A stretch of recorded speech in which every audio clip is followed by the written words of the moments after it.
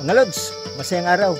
Alam nyo ba na dito sa aming municipality mismo ay mayroong nakatagong yamang kalikasan?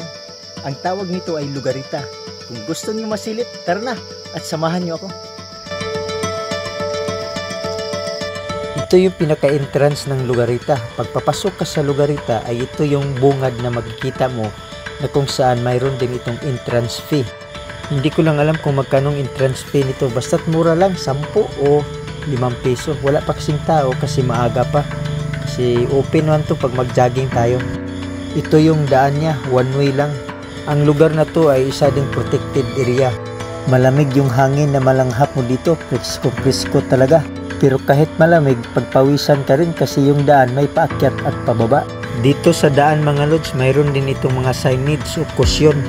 Tulad ng beware of falling objects, lift curb o paliko sa kaliwa, at slow down slippery when wet. Madulas kasi yung simento lalo na't basa kasi nagkakalumot to dahil sa lamig. At ito mga Lods, approaching tayo sa junction. Mayroon kasing junction dito. Junction kasi ito ng papuntang Magsaysay Park at Lugarita. Doon sa Magsaysay Park, pwede tayo mag-camping doon. May bird watching at saka hiking o ano pang mga activity doon. Ang daan na to ay one way lang, kaya mayroong exit yung papuntahan natin. Hindi na tayo pwedeng babalik, kaya yung papatunguhan natin papuntang Lugarita ay papuntang exit na rin yun. Dito mga Lods, papasok na tayo sa entrance ng Lugarita. Dito na siya, tara na! May mga stall din na tindahan dito mga Lods, pero wala pang tao kasi nasa alas 5 pa ng umaga. At may maliit din na outpost dito. Mamayang mga alas 7 pa siguro pupunta yung in charge dito na taga LGU. At ito mga Lods, mayroon din siyang mga cottages dito mga Lods. At yung tubig talaga dito mga Lods ay walang chlorine. Nature talaga yung tubig dito mga Lods.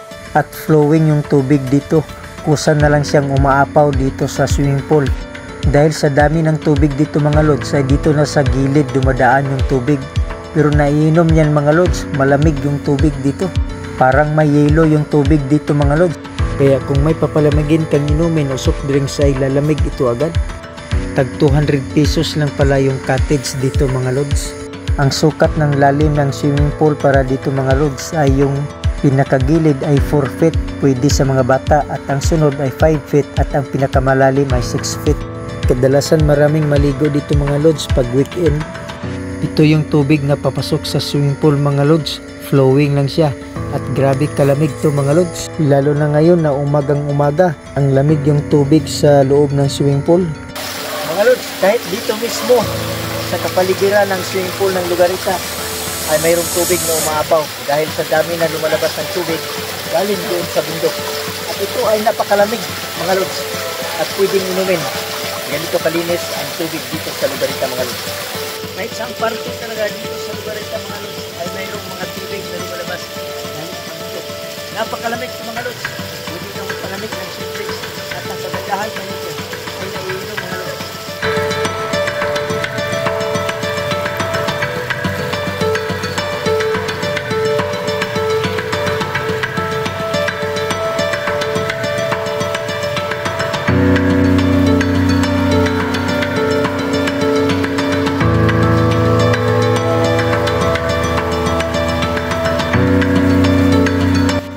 Ang ganda talaga pagmasdan at ramdamin ang kalikasan na bigay ng ating Panginoon. Kaya ingatan natin ang ating likas na yaman sa ating kapaligiran kasi ito yung bumubuhay sa atin. At yun lang mga Lods, muli masayang araw po sa ating lahat.